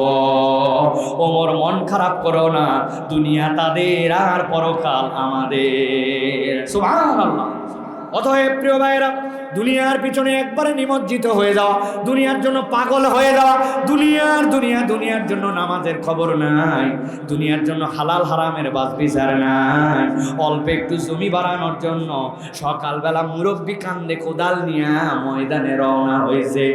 জিজ্ঞাসা করছে, এত সকালে? বাবা, রোদ উঠলে আর কাজ করতে পারি না, জান কই? কই আলটা একটু কাটতে যাচ্ছি। আসলে মুরব্বি ধান্দাবাজ, উনি সকালে রোজুয়ার দিয়া, রোদে রোজুয়ার দিয়া সকালবেলা আল কাটার নাম করে আল কাটার বদলে 4 আঙ্গুল একটু জমি ঠেলতে যায়। বগুড়া অঞ্চলে এরকম লোক অবশ্য নাই, আছে। তাহলে আপনার 1 বিঘা জমির পর্চা ঠিক, এসআর ঠিক, সিএসআর ঠিক, কিন্তু 4 আঙ্গুল ঠেলে যে হারাম মিশায় ফেললেন, ওইটার হিসাব আল্লাহর আদালতে কেমনে দিবেন? এই চরিত্র আপনার মধ্যে কে ঢুকালো? এই চরিত্র ঢুকাইছে আপনাকে নিরেট দুনিয়াদার হয়ে যাওয়া, ঠিক না? সর্বশেষ যেটা বলবো, নবী করিম সাল্লাল্লাহু আলাইহি ওয়াসাল্লাম আল্লাহর ওয়াদার উপরে অটল অবিচল থাকতেন।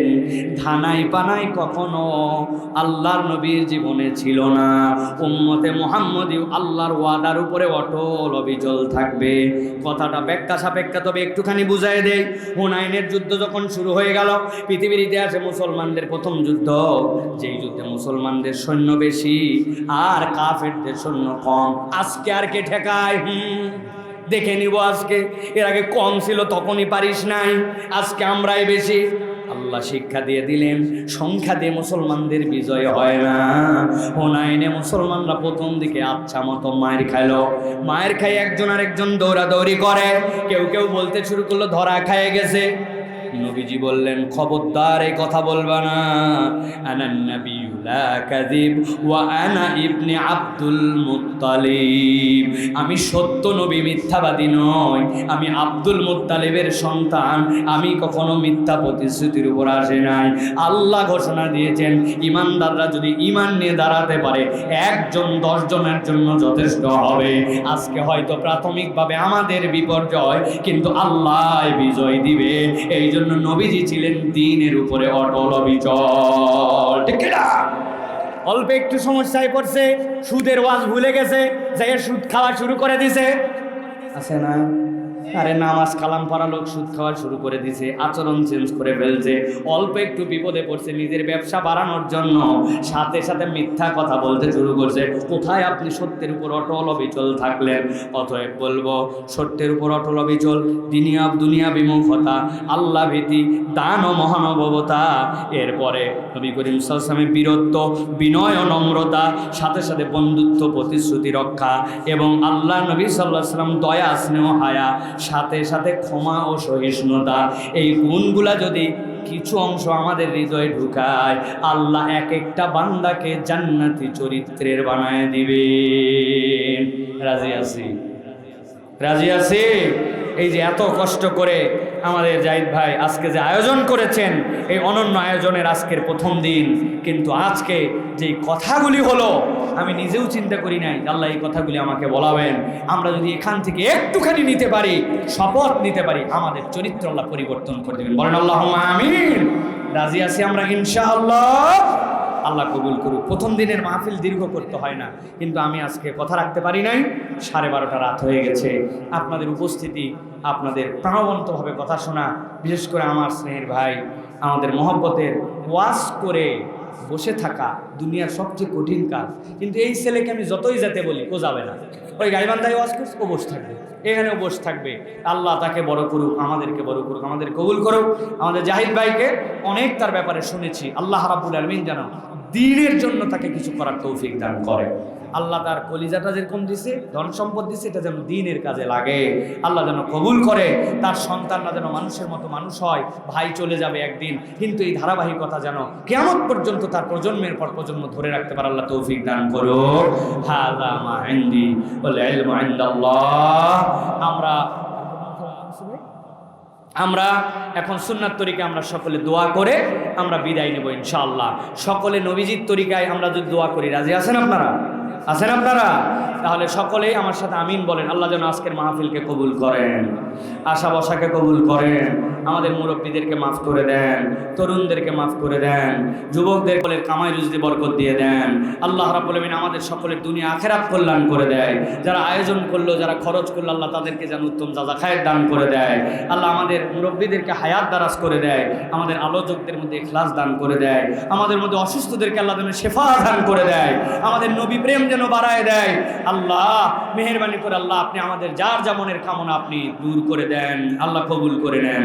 পড়েন সকলে সুবহানাকাল্লাহুম্মা ওয়া বিহামদিকা আশহাদু আল্লা ইলাহা ইল্লা আনতা আস্তাগফিরুকা ওয়া আতুবু ইলাইক। আসসালামু আলাইকুম ওয়া রাহমাতুল্লাহ।